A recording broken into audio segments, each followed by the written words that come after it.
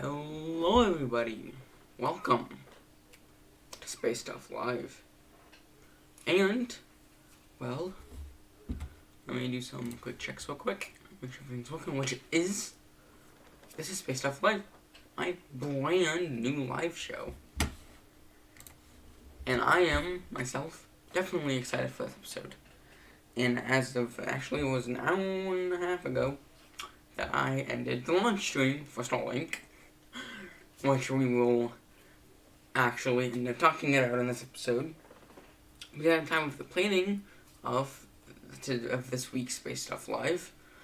I was not expecting to live stream that launch. Because remember, it was originally planned to go off ages ago, at 4 in the morning. So it ended up happening that way. But today we're talking about a bunch of stuff. We're going to start off with talking about said Starlink launch, for those who didn't watch it. Then we're going to talk about the recent Proton launch on the 13th. And then we're also, to end this, we're going to talk about Booster 4, come back on the pad, and even though it's in the title, we are going to talk about its cryogenic proof test that occurred yesterday afternoon. So, let's get right into that. Let's get right into that. So we will begin by going to this. So this is the stuff you don't see in the episodes and whatnot. I was switching between and whatnot, which is the reason I'm doing Space Stuff Live, is because I want to be able to answer live questions and things. I want to answer it, answer my question, if you have a question, put it in the chat, and I'll answer it. So, what I'm going to do for this, just to tell people, is that I'm just going to have this one, and then I'm going to just talk about what happened as it was. So, this was the Starlink 4 mission. It lifted off out of Vandenburg at Slick 4E. So if you don't know, SLIC stands for Space Launch Complex. So Space Launch Complex 4E, or 4 Echo, can also be called. And on board was 52 Starlink satellites to a polar inclination orbit. And it would also, the big thing about this launch is that it was the first time a booster ever flew for the 11th time. And also landed for that too. Because it did land. And actually, during the stream for it, I actually had a moment where I thought it had a failure occur on fairing separation. Because I thought a portion of it was half the fairing hadn't deployed. Which it had, thankfully. It took me a second to realize that. But it was interesting here in the house to stream that really early in the morning. And just, it's Starlink. There's not that much special about Starlink, because Starlink is Starlink. And the issue I am starting to realize about this is I am trying to do this in the same manner I did the old Space Stuff by Teenage Astronaut, which were 13 to 20 minutes long, and I hope to do this for an hour. So yeah, it was the Starlink launch. It did pretty good, actually. It went off on time after a short delay, that came out yesterday, like I said, and I don't mention all that. We actually went fine and just smoothed through. Now let's talk about the thing I'm going to be talking about for most of this stream is Booster 4 and the Proton. Which about the Proton, we're going to get right into that. So, this Proton mission was two satellites, the Express AMU-7 and AMU-3 and AMU-7. And just this is the second launch of the year for Proton. The first one being Nauka, however you say, the new ISS module that went up. One of them, they sent 2 up actually, and it went fully nominal. All stages acted correctly, payloads deployed successfully, and everything went to plan. And during this mission, I was actually at school, so I didn't get to watch it live. But if you don't know, the Express, I'm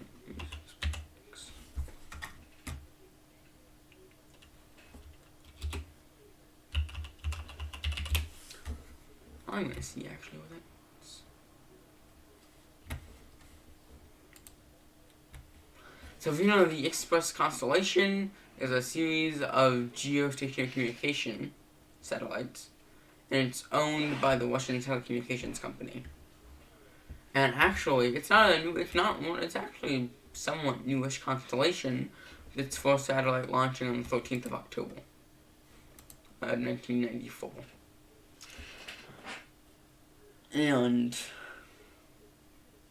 it's just a series of communication satellites that were developed to actually replace the old Horizont series of comsats. I probably butchered that badly. Why is there an ad? I don't like ads. At all. Like, seriously.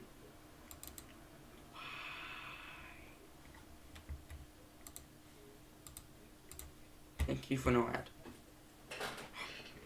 I don't like ads. But yeah, that. Yeah, I was supposed to replace the Horizont series of comsats. I don't know what that is. The fourth satellite of the series, 6+1, was launched in 1994, like I said.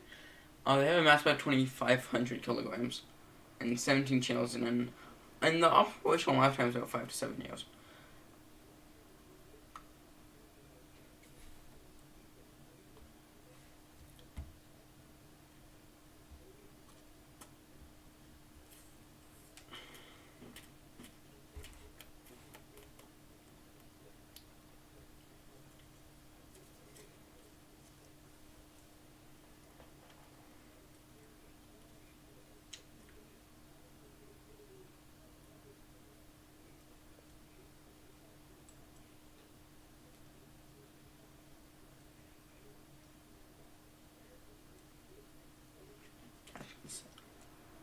So, on the 29th of March 2006, the Express AM-11, which was one of the satellites in the same constellation launched in 2004, was struck by an unknown object, making it completely inoperable. They didn't do anything with it. And AM-4 exploded, and then like that went great. There's not that much, but it's just the basic communication satellites, pretty much. Just all heavy enough that they require a Proton to get to orbit. Yeah. I have a feeling this first week isn't gonna be that long. In the future, they'll probably be a lot longer. But, yeah. So, that's all there really was to say about that. But the next big thing is this one. By the way, I will actually, at the end of the stream, will put the links to all of the videos in the chat.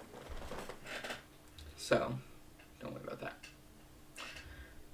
So, the final thing we'll talk about is the launch pad. Is Booster 4 got put on the Orbital Pad and actually got cryo-proofed at the same time. Not at the same time, also got cryo-proofed since. So, I'm going to start the video off. So, here's facing the I'm going to fix that then. Never mind.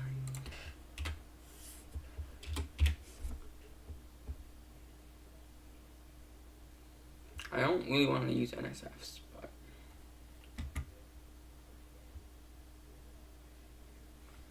Let me just go.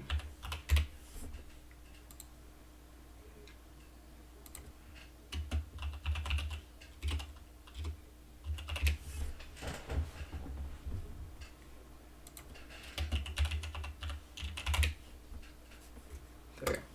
We're just gonna use this image.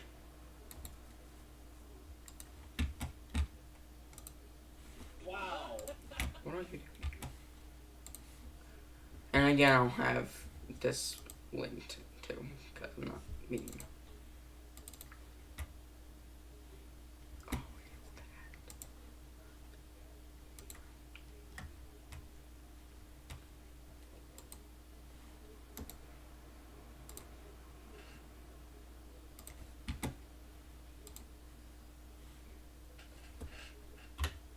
there you go. This is what we'll have. So, Booster 4 got put on the Orbital Launch Pad over the previous week. What was on it? You know, it was a normal lift. There wasn't anything special about it. But this is actually not from the recent lift. This picture was from the one back in August. A, because fucking crazy, but B, there were no arms on the tower. But details. Man, that was actually, it was pretty interesting to watch that. It got, you know, lifted up and then put on the pad and they secured it and all that. And it's, yeah, for those of you who don't know, which I don't understand how you wouldn't, Starship, Booster 4 got put on in August and had Ship 20 momentarily put on it for like a fit check or something, and then got taken off and they all got away. And Booster 4 was sat on the Orbital Pad for a bit before they actually get itself taken off and put onto one of the Orbital Pads, where they did more work on the launch table. And they just recently put it back on, did a cryo-proof, and will likely do a static fire soon. That'll be interesting when that happens. But yeah, it'll be quite interesting when that does happen, to watch it static fire, because that's a lot of Raptor engines. And it's still moving along with it. Yeah, and also I'm pretty sure Booster 5 isn't ever gonna fly either. Is ever gonna fly, because I saw it on Twitter, but I'm not sure about that. Yeah. This one's not gonna, this is not long. I don't know why I did this.